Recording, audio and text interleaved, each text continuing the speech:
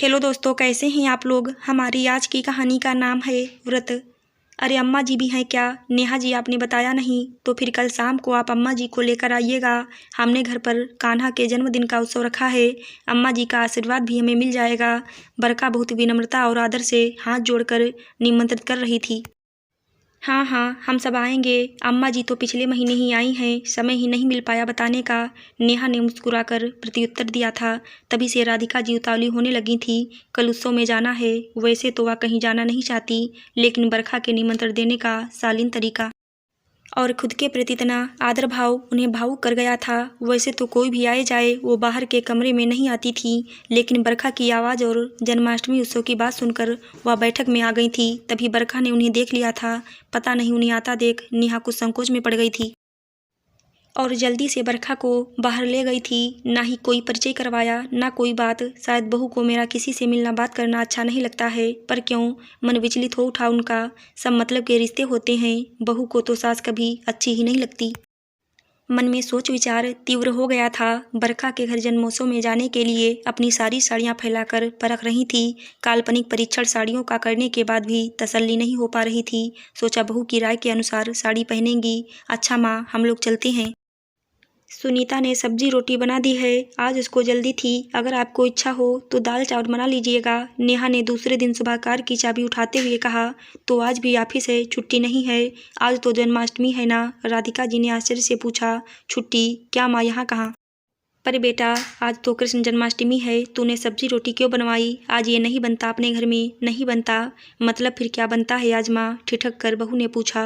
तो माँ अपने बेटे की तरफ देखने लगी। क्यों राहुल, आज जन्माष्टमी पर क्या बनता है, तुझे भी याद नहीं है? आज तो पूरा परिवार व्रत रहता है। फिर रात में कान्हा का जन्म करने के बाद पूरी सब्जी प्रसाद ग्रहण करते हैं। नेहा के सामने ही माँ का इस तरह पूछना राधिका को सकुचा गया। अरे छोड़ो ना माँ, क्या क्या बातें कर रही हो। इतनी फुर्सत किसी को नहीं है माँ। आपको तो बैठे ठाले यही सब सोचता रहता है। मैं भी भूल गया क्या बनता था। सच बचपन की बातें थी, क्या फर्क पड़ता है। माँ व्रत क्यों रहना। अरे जो मन करे खाओ आराम से।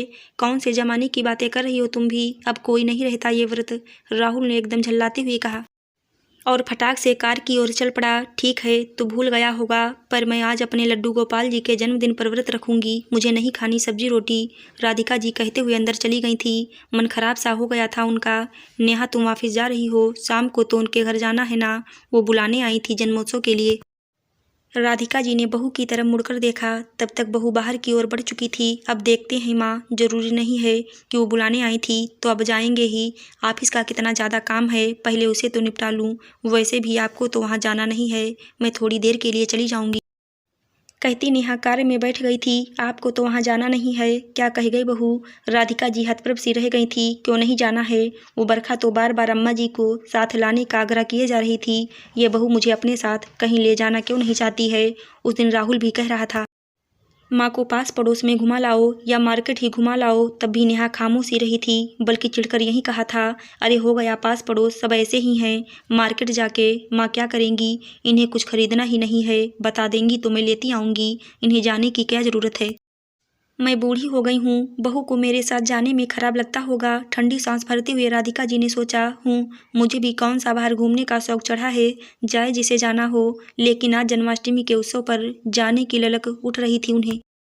नेहा को मुझे ले जाने में दिक्कत ही क्या है? उसे तो गाड़ी चलाना भी आता है, और नहीं भी आता तो क्या राहुल ही छोड़ आता? उन्हें पता था राहुल नेहा के सामने उन पर झल्ला जाता है, लेकिन मन ही मन चाहता है कि नेहा उनका ख्याल रखे, घुमाने ले जाए। मेरा बेटा है, उसको मुझसे मतलब है।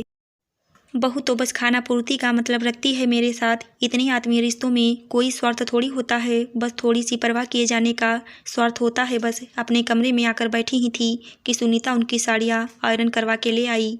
ये लीजिए अम्मा जी, आपकी दोनों साड़ियाँ ले आई हूँ, जो मर्जी हो वही पहन लीजिएगा शाम को। लीजिए, कहते हुए उसने दोनों साड़ियाँ उन्हें सौंप दी। लेकिन साड़ी देखकर अम्मा जी का चेहरा प्रसन्न होने के बजाय मुरझा गया। ये देख सुनीता रुक गई। क्या बात है अम्मा, कौनो प्रॉब्लम हो गई का? एकाएक सुनीता के मुँह से निकल पड़ा। नहीं, प्रॉब्लम कोई नहीं है बेटा, अब शाम को कहीं नहीं जाना है, इसलिए साड़ी बेकार में ही प्रेस करवा लिया, तुम्हारा काम बढ़ा दिया। दुख लग रहा है सोचकर। राधिका जी के शब्द जैसे गले में अटक से गए थे। अब क्या दुखड़ा व्यक्त करें कि उनकी बहू उन्हें अपने साथ नहीं ले जाना चाहती। हम सब प्रॉब्लम समझ गए अम्मा जी, हंसकर सुनीता उनके पास वहीं जमीन पर बैठ गई।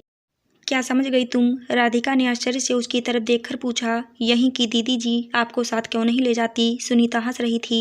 राधिका जी को एकाएक क्रोध और अपमान महसूस होने लगा। यह घर की नौकरानी है, ये भी मेरी बेबसी की हंसी उड़ा रही है मेरे मुंह पर। अरे नाराज ना हुई अम्मा, आप जोन तरीके से साड़ी पहनती हैं ना, बस यही कारण से दीदी जी को मज़ा नहीं आता, पर वो आपको कुछ कह नहीं पाती और साथ भी नहीं ले जाती, कहकर सुनीता चली गई थी। अच्छा तो हमारा साड़ी पहनने का तरीका भी हमारी बहू हमें सिखाएगी, ना ले जाए, क्या करना है मुझे भी। आज साड़ी पहनने का तरीका नहीं सुहा रहा है तो साथ ले जाने से कतरा रही है। कल को हमारे बात करने का, रहने का, खाने पीने का तरीका भी नहीं अच्छा लगेगा तो क्या घर से निकाल देगी कि साथ में रहना भी नहीं है। गुस्से और वेदना का तीखा असर हो रहा था उन पर। उन्हें याद आया जो वो यहाँ आई थी उस दिन नेहा ने कहा था, क्या माँ आप इस तरह से साड़ी क्यों पहनती हैं और ये सिर पर घूंघट रखने की क्या ज़रूरत है, यहाँ ऐसा कोई नहीं करता, गाँव में ही ऐसा होता है। राहुल ने तुरंत टोक दिया था। अरे नेहा कैसे बोल रही हो, माँ है ये, जैसे इनकी इच्छा होगी वैसे रहेंगी। बचपन से मैंने माँ को इसी तरह देखा है, इनकी आदत है ऐसे ही साड़ी पहनने की, तो पहनने दो, तुम्हें क्या दिक्कत है। हाँ ठीक है, ये गांव की हैं और तुम शहर की हो। बस उस दिन के बाद से नेहा ने फिर कभी कुछ नहीं कहा था। वो हमेशा सीधे पल्ले की साड़ी पहनती थीं और हमेशा सिर पर पल्ला रहता है। ये बात नेहा को अच्छी नहीं लगती थी। वो चाहती थी माँ उल्टे पल्ले की साड़ी सामान्य तरीके से पहने और ऐसे सिर ढककर नहीं रखें। अकस्मात उनके दिमाग में वो घटना कौंध गई। राहुल की नई शादी हुई थी। नई बहू नेहा बहुत सुंदर थी, बहुत पढ़ी लिखी थी, नौकरी वाली थी, लेकिन उसे जींस शर्ट या कुछ अलग प्रकार के कपड़े ही पसंद थे। राधिका जी को ये बात बहुत अटपटी लगती थी। उन्होंने राहुल से कहा था कि जब तक नेहा ससुराल में है या मेरे साथ कहीं आना जाना करेगी, साड़ी ही पहनेगी। उसको समझा देना, आखिर हमारी भी प्रतिष्ठा की बात है। ऐसे ऊट पटांग ड्रेस मेरी बहू पहनेगी तो लोग क्या कहेंगे, मुझे भी अच्छा नहीं लगेगा। राहुल ने जो भी समझाया हो, लेकिन तब से नेहा जब तक ससुराल में रही एक भी दिन जींस या पैंट नहीं पहनी उसने। मेरे साथ जब भी कहीं गई साड़ी ही पहन कर गई। राधिका जी के मन में हलचल सी मच गई थी। जो उस समय मेरे मन की स्थिति थी वहीं आज नेहा के मन की भी है। मेरे कहने और घर के रिवाज के अनुसार जब उस समय उसने मेरी बात मानी और खुशी खुशी मेरी इच्छा अनुसार खुद में थोड़ा सा बदलाव कर लिया, क्योंकि वो रिश्तों की समझ रखती है, साड़ी पहनी, वहाँ के अनुसार व्यवहार किया, तो आज उसकी इच्छा, उसके यहाँ के रिवाज के अनुसार मैं भी थोड़ा सा क्यों नहीं बदल सकती। आदतों में, रहन सहन में थोड़ा सा बदलाव किसी की भावनाओं का सम्मान करना भी बन सकता है। एक दूसरे की भावनाओं का, छोटी छोटी इच्छाओं का आदर करना ही तो बेमतलब होते जा रहे रिश्तों को निखार देता है। बस इतना ही तो चाहिए। किसी भी रिश्ते को संवारने के लिए अचानक दुख और अपमान की भावना तिरोहित हो गई थी उनके मन में। तुरंत वो किचन में गईं। बड़े उत्साह से थोड़ा पंजीरी का प्रसाद, पंचामृत और मखाने चिरौंजी का पाक बनाया भोग लगाने को, और अपने लिए चाय बनाई। फिर अपने पसंद की एक साड़ी निकाली और मुस्कुराते हुए आज वर्षों के बाद उल्टे पल्ले में पहनी। आईने में खुद को पहचान ही नहीं पा रही थी। कढ़ाईदार ब्लाउज था, सिर पर साड़ी का पल्लू रखने के बजाय कंधे से लटका लिया उन्होंने। वास्तव में आज वह खुद अपने आप को पसंद कर रही थी। अरे वाह माँ, नज़र ना लग जाए आज आपको मेरी, कितनी सुंदर दिख रही हो आप। नेहा की खुशी भरी तेज आवाज़ से राधिका जी चौंक उठी। अरे आज ऑफिस से इतनी जल्दी आ गए, कहते हुए हड़बड़ाकर आदत के अनुसार सिर पर पल्ला रखने लगी। तभी नेहा ने आकर हाथ पकड़ लिया। हाँ माँ, ऑफिस में मन नहीं लगा। अरे अरे माँ प्लीज़ मत करो ना, देखो तो आप कितनी प्यारी लग रही हो। यही वाली माँ मुझे चाहिए, मैं बस यही तो चाहती थी माँ। नेहा ने उन्हें उलझकर गले से लगा लिया था। लगता है आज दोनों सास बहू बरखा के उत्सव की मुख्य अतिथि बनने वाली हैं। राहुल ने पीछे से आते हुए कहा। जो महक सूंघता पहले किचन में गया था और पाक का एक बड़ा सा टुकड़ा खाते हुए दोनों के मजे ले रहा था। अरे राहुल, जूठा क्यों कर दिया तूने, वो भोग बनाया था बेटा कान्हा के लिए। राधिका जी नेहा से झिटक कर अलग होते हुए बोल पड़ी। हाँ तो आपका ये कान्हा ही तो भोग लगा रहा है माँ। राहुल ने माँ के पास आते हुए कहा। तो लाओ मैं भी भोग लगा लूँ, नेहा ने आधा उसके हाथ से छीनते हुए कहा। चलिए माँ, बरखा के घर के लिए ये पंजीरी है और हम लोग ढेर सारे फल मिठाई और मेवा भी ले आए हैं। राहुल बता रहे थे आप व्रत रहेंगी तो हमने भी लंच नहीं खाया। आइए पहले हम सब कुछ फलाहार ले लेते हैं, फिर आप मुझे भी अपने जैसी साड़ी पहना दीजिएगा, फिर चलेंगे बरखा के घर। हाँ भाई, मुख्य अतिथि तो तुम ही लोग हो। राहुल ने फिर हंसते हुए चुटकी ली तो राधिका जी भी नेहा के साथ हंस पड़ी। सोच रही थी बस इतना ही चाहिए रहता है हर किसी को।